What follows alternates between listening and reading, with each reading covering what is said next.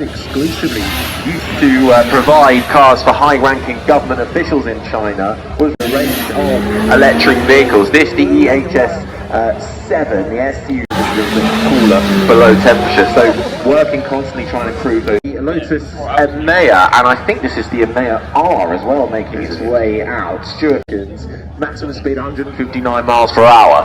Yeah, 905 horsepower. These put saloon-esque one, the electric, is the SUV version, but bit of stone or indeed something from the paddock, but we'll focus on the Emea R making its way up the hill. Active aero in this motorsport inspired grille, diffuser and rear wing as well. And it's a really fresh design, you know. Lotus have got to reinvent themselves for the modern age, and this is the... Now, celebrating 100 years of MG, its origins in the West to its new beginnings in the East, and this is certainly showcasing some of the future designs from MG. This is the MG MG4 EV X Power at the... want to buy it, you know. I've got to confuse you. I think it's a really lovely model look. Screeching away, Daniel Robotham, electric range. And you know what, it's just so nice to see. We know it's different, we know it's not the same MG. So many cool, exciting cars. And it's accessible, you know, they've priced them right, so we're seeing MGs on the road, they're one of the most accessible. A couple of Mini Coopers being Mini Cooper, John Cooper Works. And it will be competing with, well, Golf GTI, that sort of thing too. We expect, they haven't announced figures yet, about 240 horsepower we expect. And brand first plug-in hybrid that's making its way up the hill. Now this is the Jeep battery charge together. It's an interesting brand, this one, because we're not sure how to differentiate. I spoke to Richard Atwood this morning, he said I'm driving the petrol version, so I don't know, there's several versions. Polestar showcasing the new Polestar 4 as well, that is being delivered. R6 concept. This is a really exciting development for Polestar. They've got the Roadster, the Beat. Actually out on track, this car. And it's great to see that Polestar, the one car we had in the UK, now look at the range, how it's quickly grown. And if this one comes to market, it's going to be really exciting. Increasing indeed. Polestar used to be called a different company, and that was the tuning company. Volvo is now the CEO of Polestar. I mean, what a career move for a start. But there's a lot of carryover and influences in the Swedish designing. Yeah, every time we come to Goodwood. Here we go then. This is the Tesla Cybertruck. This. I couldn't believe he was actually going to produce it as we saw in concept form, and yet it popped out, and there it is. It's a concept car and it's in production. It can't come to Europe because it doesn't pass any crash sector, so that's why it's not in Europe, not on sale. I can't see it's actually going to... Heading up the hill is the Toyota GR Supra.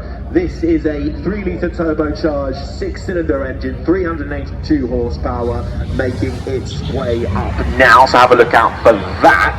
Its way up the hill. We were discussing this one earlier, and I have to repeat it again because I can't quite believe, as I say, 2.5 seconds to something matches the Bugatti Veyron, which, you know, who would have thought?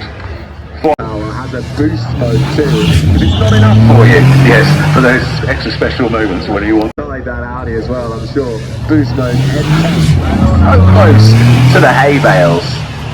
Yeah, we could see. It would give, I think it would give a lot of cars a run. Now comes one of our favourite cars in this first glance group. Absolutely, couldn't believe it.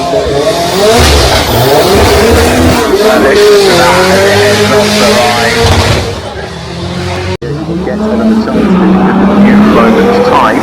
But let's take a look back at some of the first.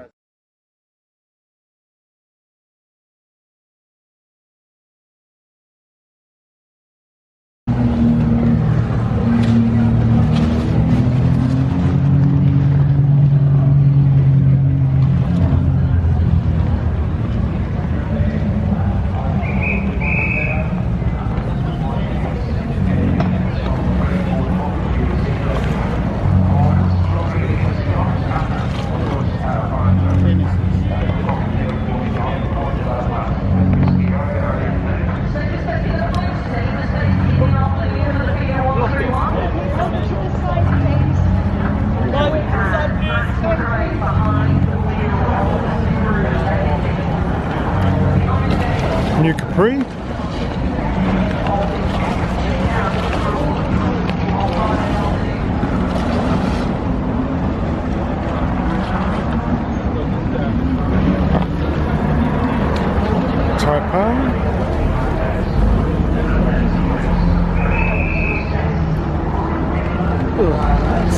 is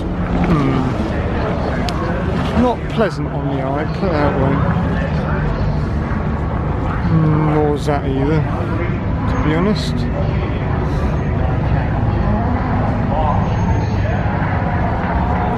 These Chinese cars are a bit Marmite in their styling a little bit, I have to admit.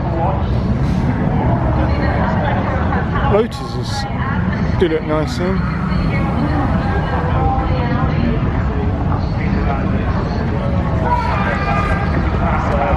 So we'll see.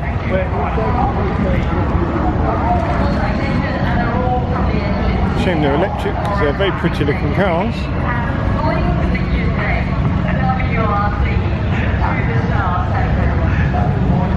DB707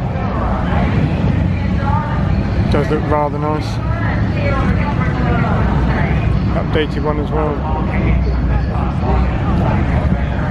Hybrid Lamborghini Urus.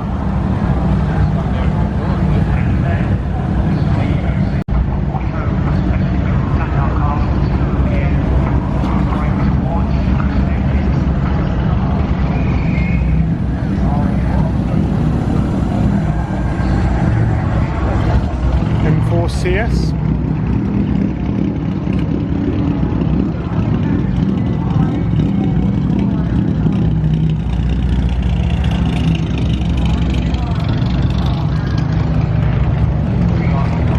New M5.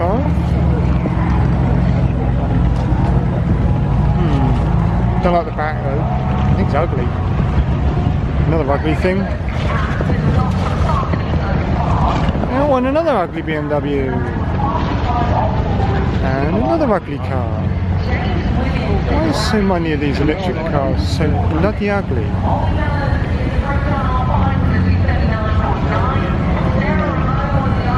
Nice Porsche GTS.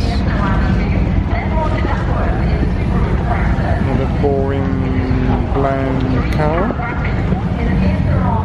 The Alpine does look really nice, just a shame it's electric. Alpine Le Mans edition, very, very nice. Do like it. Can't beat a Rolls Royce. Cullinan.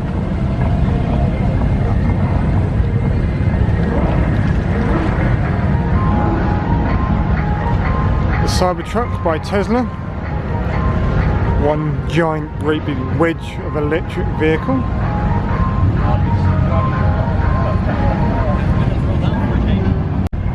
It's absolutely ginormous, that truck. Sure. Good, sure. MG's quite nice.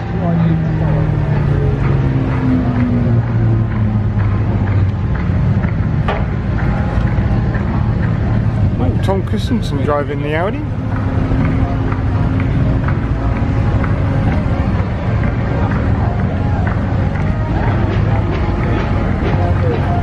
Or electric MG Roadster, the Cyberster.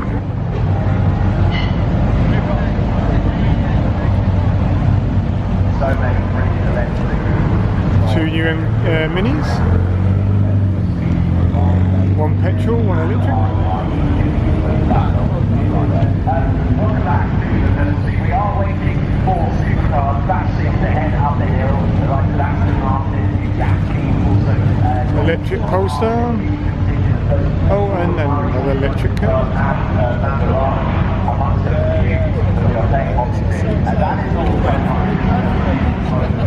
It's a nice looking car, but again, it's a shame it's electric, really.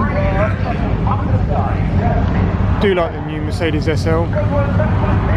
Very nice looking car.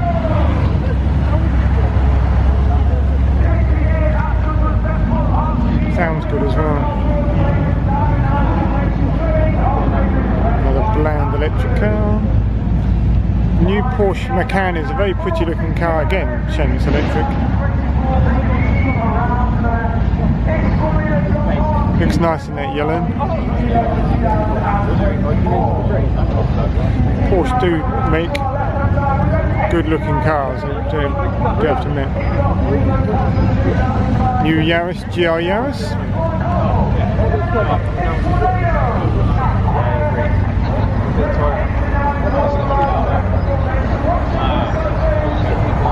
Check out this lifted Grenadier Quartermaster. That does look so cool lifted. I do like that. A lifted Quartermaster Grenadier. GR Yaris. Oh sorry, GR Supra.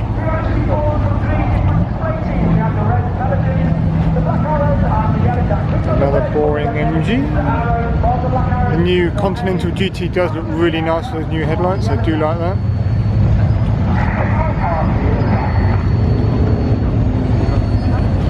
Another Grenadier. Continental GTC convertible. Speed. Very pretty looking cars. New GT63 Pro, driven by Bert Maylander. Nice.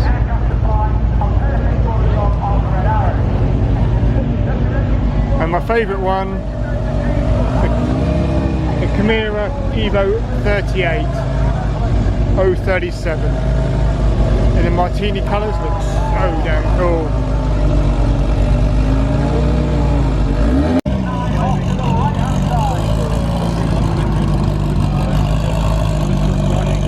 Sounds good as well.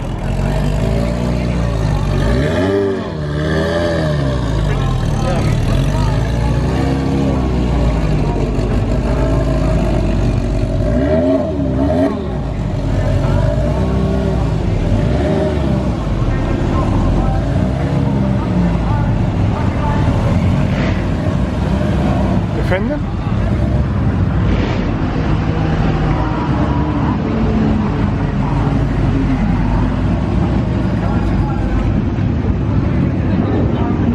Range Rover, all electric G-Wagon, and here comes the bikes.